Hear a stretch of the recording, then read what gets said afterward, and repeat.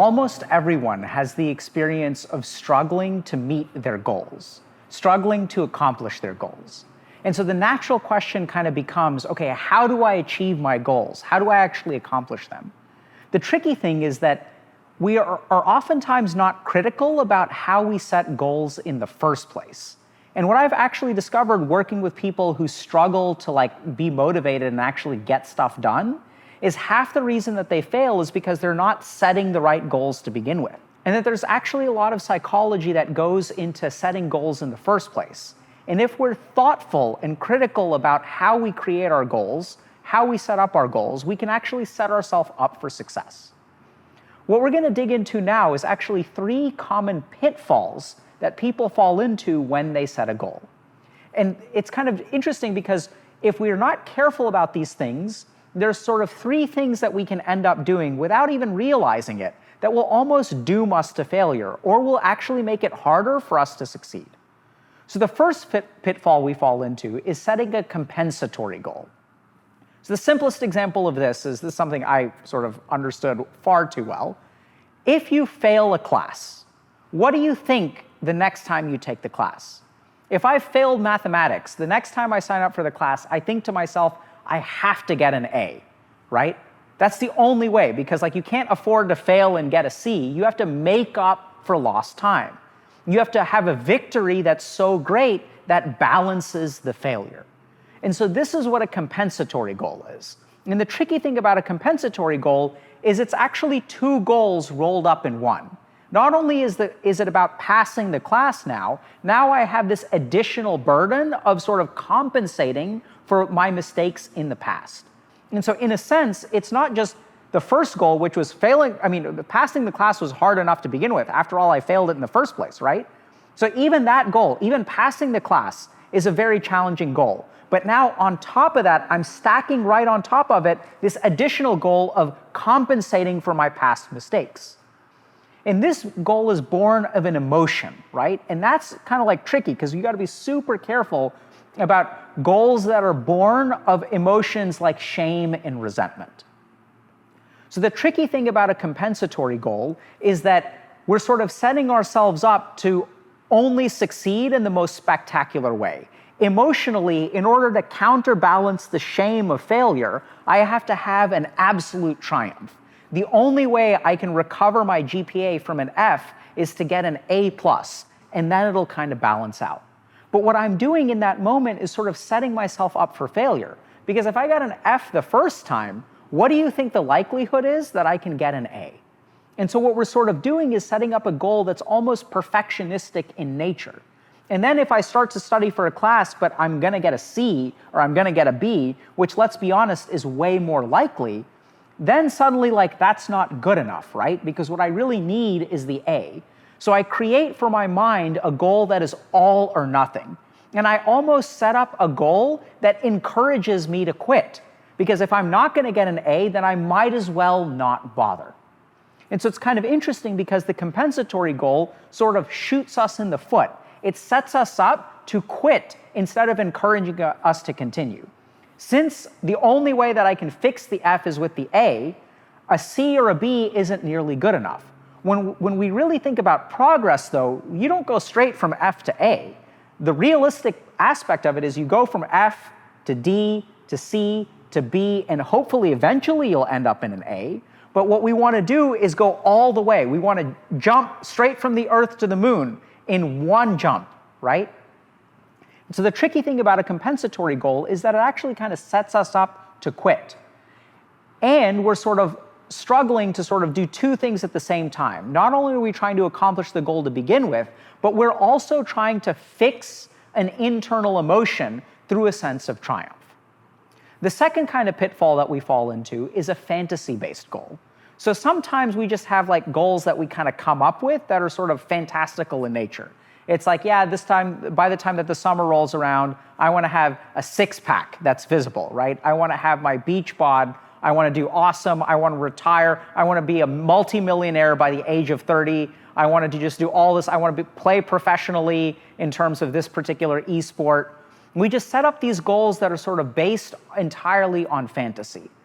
And these things are kind of fine, like in a sense, right? Because we have desires, we have dreams, and I'm not sort of telling you to forget your dreams or ignore your dreams, but we need to be a little bit careful when something like a desire or a dream gets translated to a practical goal.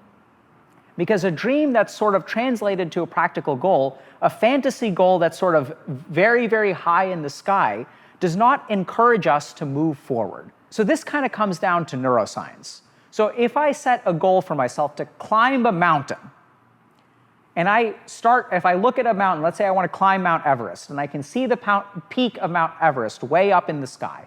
As I look up and I take a single step forward, what does my brain tell me about the progress that I've made? Have I made any progress? Is there any visible reinforcement of the progress that I've made? Of course not. I can take 10 steps, I can take 20 steps, I can walk for an hour, I can walk for 2 hours, I can even spend a whole day moving towards my goal. But does my brain get any kind of benefit from that? Does it see any kind of progress? I can spend 4 hours hiking towards the top of Mount Everest, and the view that I get is essentially the same. So when we have a fantasy-based goal, the reinforcement that we get from actual progress doesn't actually reinforce our motivation. In fact, it does quite the opposite. If I spend 4 hours climbing towards Mount Everest, what my brain actually sees is I've invested 4 hours and I've seen absolutely no benefit. We see this as well in terms of something like getting in shape. Because the first time you go to the gym, if you're out of shape, all you feel is exhausted, you feel terrible, you're huffing and you're puffing, and when you look at yourself in the mirror, you don't look any more in shape. You're not any more fit. And so interestingly enough, if your goal is to sort of be perfectly in shape, when you actually start to exercise, it can have kind of the opposite effect. The interesting thing about this is that video games do the exact opposite. When developers made video games, what they've sort of figured out is that they can sort of give us these bite-sized reinforcements. So anything that you do in a video game gives you some kind of tiny reinforcement. It's not just the journey from here to the end boss. There's level 1, and there's level 2, and there's level 3, and there's level 4. You can get all these different kinds of equipment, you can get cosmetic items, you can get trophies. Each battle that you fight in a video game gives you a little bit of experience and a little bit of money. So level 1 is also subdivided into 10 different encounters that each give you a small reward. And so what video game developers have essentially done is the very opposite of a fantasy-based goal. They've sort of given you a positive reinforcement each step of the way.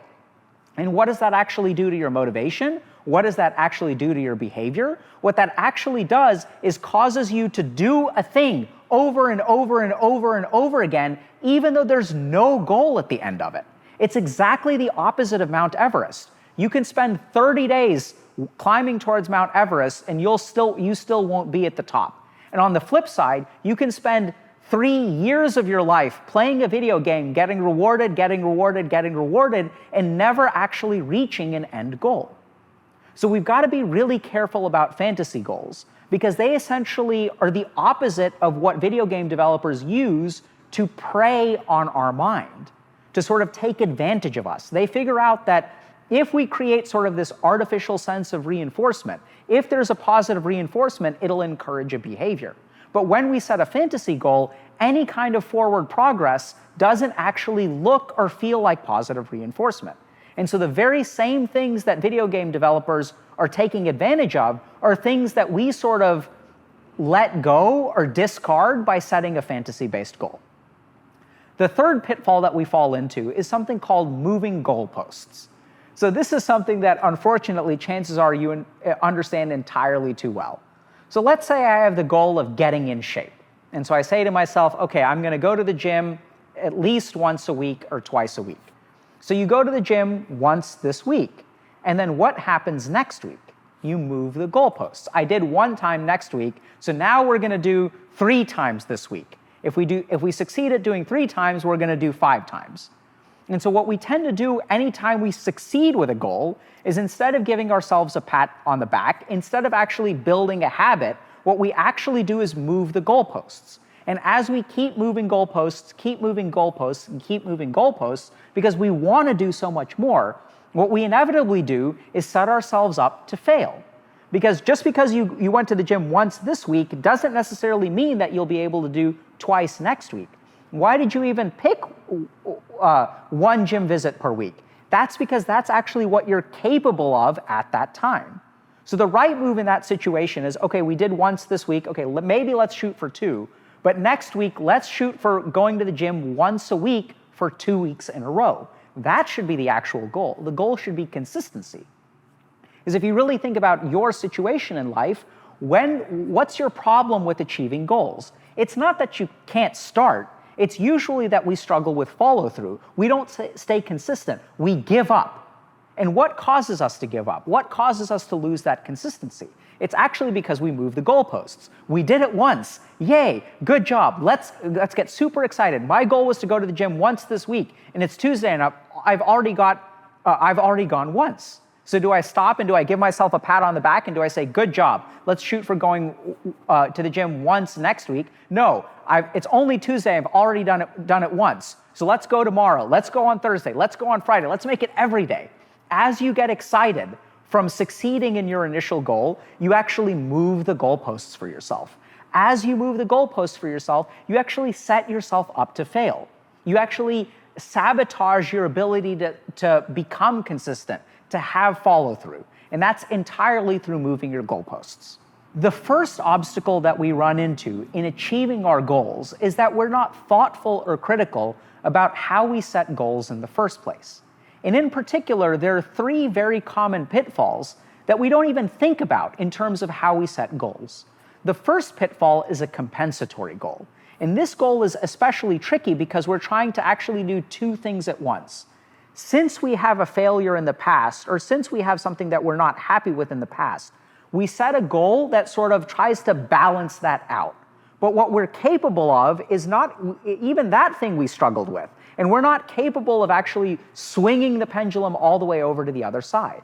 So by setting a compensatory goal, we're sort of trying to deal with some kind of emotional resentment or creating some sense of triumph to balance out that shame.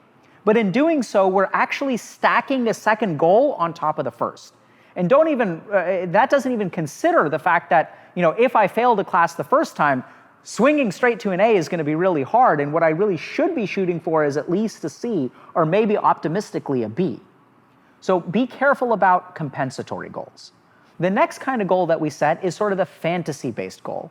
And this can be based on our dreams or our desires, because we're told by society that we should dream big, we should shoot for the stars. If I shoot for the stars, at least I'll sort of end up in the sky. So we're sort of told all this kind of crap, and we end up dreaming really big. And the challenge is that when we dream big, any kind of progress that we make doesn't actually feel like progress. So when we should be getting excited about positive reinforcement for actually moving towards our goals, that's not the way that our brain sees it. If my goal is to climb Mount Everest, taking 10 steps up a mountain doesn't feel like any progress. And so we won't sort of see that positive reinforcement. And this principle is so powerful that people who develop video games will actually take advantage of this principle to keep you moving forward in a direction that ends up absolutely nowhere. The third thing that we tend to do is move goalposts. So anytime we set a goal for ourselves, instead of focusing on consistency and follow-through, any kind of immediate success leads to so much exhilaration that we end up moving the goalposts on ourselves.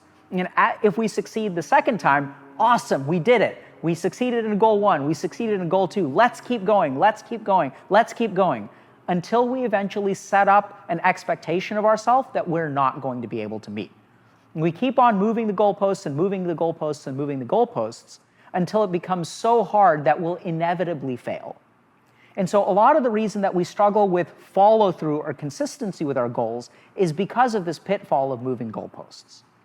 So if we want to succeed at our goals, we have to be really, really careful about how we set them. And these are 3 common pitfalls to be aware of and hopefully avoid.